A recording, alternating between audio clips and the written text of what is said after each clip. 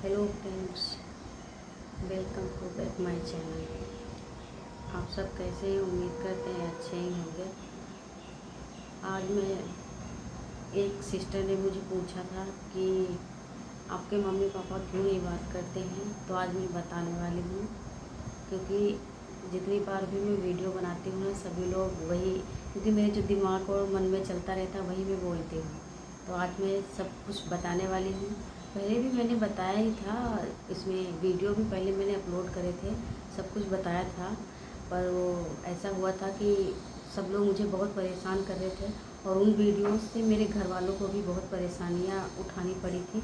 इसलिए भी मैंने एक दिन मेरी मम्मी का फ़ोन आया था, तो उन्होंने बोला कि वीडियो सब डिलीट मार दो। तो मैंने उनके कहने पे सारे वीडियो डिलीट मार दिए, और मैंने वीडियो बनाने बीच में फिर बंद कर दिए, क्योंकि मैं अपनी मम्मी को रोते नहीं देख सकती थी। दे पर वो फ़ोन करके बोले तो मैं नहीं सुन सकती थी ना, देख नहीं सकती थी। इसलिए मैंने सारे डिलीट मार दिए थे चैनल, तो फिर वीडियो भी बनाने हमने बंद कर दिए थे, तो नहीं बना रही थी। पर अभी सिस्टर ने पूछा है तो बताना तो पड़ेगा। अभी मैंने फिर से वीडियो बनाने स्टार्ट कर दिए हैं, क्योंकि कहीं ना कहीं अगर हम अब आगे आएंगे तो अब हम इसी चैनल से ही आएंगे, अब ये मुझे पता है। क्योंकि आप सभी लोग मुझे इतना प्यार और सपोर्ट करते हैं। अब आधी आधी मंजिल तक तो मैं पहुंच ही गई हूँ, आप सबके सपोर्ट से, प्यार से। अब बाकी का भी मैं अब मैं वीडियो कभी डिलीट नहीं मारूंगी। एक बार मैंने गलती कर दी थी, और वो अब दोबारा नहीं करूँगी। तो मुझे पता है कि मैं फिर से वो सब बोलूँगी, और वो सब फिर से मुझे रोना आएगा।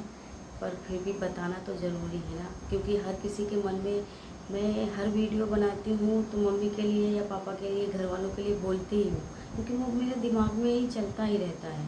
इसलिए तो बताना भी बहुत ज़रूरी है। और आज मैं सबको बताने वाली हूँ कि क्या हुआ था, किस वजह से मेरे मम्मी पापा या घर वाले मुझसे क्यों नहीं बात करते हैं। क्योंकि मेरी शादी बहुत जल्दी हो गई थी, और वही मैं 16 साल की थी। मैं ये नहीं कहती कि मेरी गलती नहीं थी, मेरी गलती की है, मैं अपनी गलती भी मानती हूँ। तो जहाँ शादी हुई थी वहाँ पे 5 भाई थे, ये लोग 5 भाई थे, और सबके सब शराबी हैं, सबके सब शराबी थे। सिर्फ मेरे जो मेरे पति थे वो नहीं पीते थे, तब नहीं पीते थे। पर जो उसके जीजा थे ना, वो पहले से ही उसके जीजा बहन के घर पे ही रहते थे, पहले से ही वो वहाँ पे रहते थे। तो मुझे पता नहीं कि वो पीते खाते थे कि नहीं, पर हाँ, जब से शादी हुई थी तब से नहीं पीते खाते थे, ये बात थी। थोड़े दिन तक नहीं पीते खाते थे। पर उसको ना, कैसे बताऊँ मैं आप सभी को कैसा था उनका परिवार। फिर भी मैंने हर चीज़ सहन करी है। उनके घर में मेरी शादी हुई, उसके बाद एक ही महीने में मेरी सास जो थी ना वो मर गई। फिर उसके बाद, फिर जब मेरी सास मर गई ना, तो ये सारे के सारे ऐसे बहुत बेकार, मतलब कि कैसे बताऊँ, सारे के सारे शराब पी के इधर उधर घर में झगड़े करने, सब मतलब इन्होंने स्टार्ट कर दिए, जो पहले जैसे करते होंगे बाहर बाहर। और मम्मी जो थी ना वो चिल्लाती रहती थी, डांटती रहती थी, तो शायद थोड़ा सा कम था। फिर उसके बाद इन लोगों ने क्या किया, फिर एक तो अपनी बुआ के घर पे चले गए। वो थोड़ा सा मतलब शराब वराब नहीं पीते, पर थोड़ा मतलब कैसे बताऊँ, फिर तो वो तो चले गए। फिर उसके बाद जो बाकी जो घर में बचे ना, सब ने इतना परेशान करना स्टार्ट कर दिया। आधी आधी रात को चिल्लाते, मार, गालियाँ बकते हमें, और सबको मतलब गालियाँ ही देते। आधी आधी रात को मुझे भी बहुत गालियाँ देते, गलत नज़र से मतलब देखते, और ये सब करते थे। तो मैं बहुत परेशान हो गई, फिर मैं बाहर चली गई। क्योंकि उस टाइम पे थोड़े दिन बाद मैं ऐसे सहती रही, 1 साल तक मैंने ऐसे ही सहा हर चीज़। फिर उसके बाद मैं बाहर गई। मैं रहते थे एक पास में गांव था, इन कोई रिश्तेदारी रिलेशन में थे, उनके कहने पे हम हरिद्वार चले गए। फिर हरिद्वार में हम रहने लगे। हरिद्वार में हम जब रहने लगे, फिर उसके बाद ये इनके जो मेरे पति थे ना, उनके बहनोई, उनको वो वहाँ पे आ गए। अब वो वहाँ पे आ गए तो हमने उनके लिए सारा कुछ किया, जो नहीं एक पैसा भी नहीं लिया हमने उनसे, सारा कुछ उनका सब किया मैंने। फिर भी मतलब वो और ये दोनों एक ही साथ में रहे थे ना, पहले से ही रहते थे, तो इसकी बात तो टालते नहीं थे। तो वो अब, पर वो सबसे ज़्यादा गंदा इंसान वही था, सबसे ज़्यादा गंदा इंसान वही था। उसकी वजह से ही आज मेरी ज़िंदगी उथल पुथल हुई है, ये मुझे पता है, 100% मुझे पता है।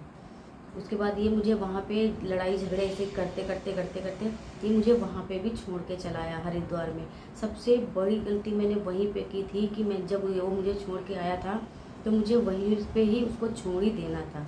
तब तक मेरी लड़की का भी जन्म हो चुका था, लड़की का जन्म भी हो चुका था और ये उसका बहनोई साथ में रहने लगा था ना, तो उस वजह से थोड़ा वो भी गलत ही था, वो भी उसकी भी नज़र गलत ही थी। और ये भांग वांग खा के ये भांग खाने लग गया था, और तो ये घर चला गया छोड़ के, मुझे वहीं पे छोड़ दिया और वो घर चला गया। फिर मैंने घर फ़ोन किया कि भैया मेरे आए मुझे लेने। तब तक तो मेरी हालत ऐसी हो चुकी थी, बिल्कुल मरने जैसी हो चुकी थी। क्योंकि हर किसी को पता है क्योंकि हर किसी को पता है किसी का पति जब ऐसे कहीं अनजान जगह पे छोड़ के चला जाता है तो बहुत बड़ी परेशानी खड़ी हो जाती है। और मेरी लड़की को तो फिर मैंने 2.5 साल की हो गई थी तो मैंने उसको अपनी मम्मी के घर पे छोड़ रखा था, क्योंकि ये सब जो हो रहा था वो अच्छा नहीं हो रहा था, मुझे नहीं समझ में आ रहा था। पर शादी हुई थी तो रहना तो पड़ता है, इसलिए वो घर पे मैंने अपनी मम्मी के घर पे उसको छोड़ रखा था। तो उसके बाद फिर हम भैया ने सब डांटा पीटा, सबको बोला मतलब कि अब नहीं जाएंगे बाहर, तो फिर हम फिर से घर में रहने लग गए। फिर मैं घर में रहने लगी और ये मेरे पापा ने इनकी ड्यूटी लगवा दी थी। मेरे पापा पुलिस में हैं और ड्यूटी लगवा दी थी मेरे पापा ने, तो ये ड्यूटी करते थे और मैं घर पे रहती थी। पर घर में भी वही वापस सब होता था, क्योंकि जितने उसके, मैं क्या बोलूँ, उनके रिलेशन के जितने ही थे सबकी गंदी नज़र थी। क्योंकि सबको पता था कि इसका पति ना कुछ बोलेगा नहीं, और जब पति नहीं बोलता है तो सब उल्टा नज़र से ही देखते हैं। हर रात में आधी रात में शराब पी के आना, हाथ पकड़ना, चिल्लाना, ये सब करना मुझे बहुत दुख अंदर से दे रहा था। पर मैं ये सब घर पे भी नहीं बोल पा रही थी। घर पे बोलती कैसे, क्योंकि मेरे घर की भी हालत पहले से ही थोड़ी सी स्थिति ख़राब थी, क्योंकि मेरे भैया पढ़ाई वढ़ाई करते थे ना, तो इस वजह से घर की थोड़ी स्थिति अच्छी नहीं थी, इसलिए मैं घर पे नहीं बोलती थी। और वही मेरी सबसे बड़ी गलती थी कि मैंने कभी घर पे नहीं बोला। अगर घर पे बोलती तो ऐसा कभी होता ही नहीं। फिर मैं ऐसे सब चलता रहा, तब तक मेरे लड़का भी हो गया था, लड़के का भी जन्म हो चुका था और मेरे लड़के की तबीयत बहुत ख़राब रहती थी। फिर घर में परेशानी होने लगी पैसों की वजह से, क्योंकि घर पे कुछ भी नहीं था। फिर भी मैंने 11 साल हर कैसे भी करके मैंने काट लिए। कभी मैंने अपने घर पे भी नहीं कहा कि ऐसी चीज़ नहीं है, वैसी चीज़ नहीं है, कभी मैंने नहीं कहा। मेरे घर वालों को भी पता है, क्योंकि मैं कभी घर पे कुछ भी नहीं बोलती थी। इस वजह से फिर हम हरिद्वार गए और वहाँ से पता चला कि गुजरात में अच्छी मतलब कंपनियाँ हैं, तो वहाँ से पैसे अच्छे हैं कंपनियों में। तो वहाँ से फिर हम यहाँ गुजरात ये आए, पहले मेरे पति पहले गुजरात में आए और हम बाद में आए हैं। यहाँ पे सब अच्छा काम चल रहा था। एक दिन क्या हुआ ना, कंपनी के यहाँ गुजरात में कंपनी में जिसमें काम करते थे उसका ठेकेदार चेंज हो गया, दूसरा चेंज आ गया। तो इन्होंने क्या किया, दूसरा जो ठेकेदार नया आया ना, इन्होंने बहुत सारे लड़के इकट्ठा करे। उसमें से सारे के सारे हमारे घर गांव के ही, हमारे रिश्तेदार के ही थे, सारे हमारे आसपास के ही थे। और मैं भी एक कैंटीन थी उसमें जॉब करती थी, सब अच्छा चल रहा था। फिर उसके बाद जब से वो ये नया ठेकेदार आया, ये लड़के वड़के लेके आए, फिर दूसरी कंपनी में डाला लड़कों को। उन लड़कों में ऐसा हुआ, और जहाँ मैं जॉब करती थी कैंटीन में, उसमें एक लोग थे जो मतलब उन्होंने वो कंपनी में सब लड़कों को डलवाया था। उसमें क्या हुआ, उसमें लड़कों को जिससे डलवाया था ना, वो पैसे नहीं ले रहे थे, और जो बीच में था ना ठेकेदार, वो पैसे खा गया और लड़कों को पैसे उसने नहीं दिए, और लड़कों को भड़काता रहा कि ऐसा है वैसा है।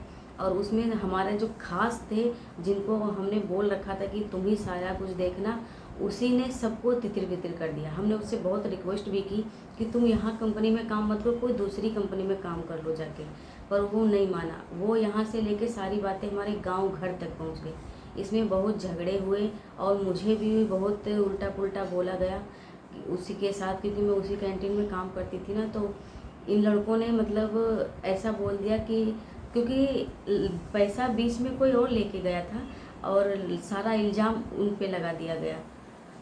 क्योंकि वो जो पैसे खा रहा था वो भी लड़कों को ही भड़का रहा था, और जो मेन था वो भी यही कर रहा था। उसको खाने पीने का शौक था ना, शराब वराब वो भी पीता था, वो भी ऐसे था।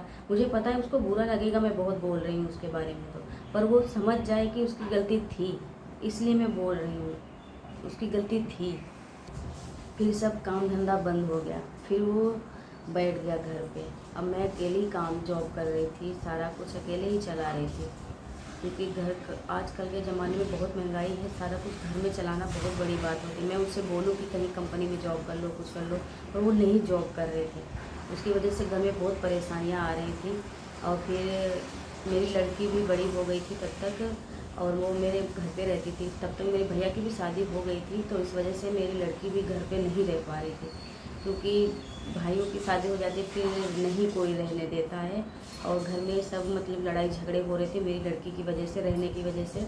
तो मैं फिर मुझसे सहन नहीं हुआ, और बोला गया कि पता नहीं कैसे माँ बाप हम लोग कोई लड़की को मतलब किसी और के घर पे छोड़कर और रह लेते हैं।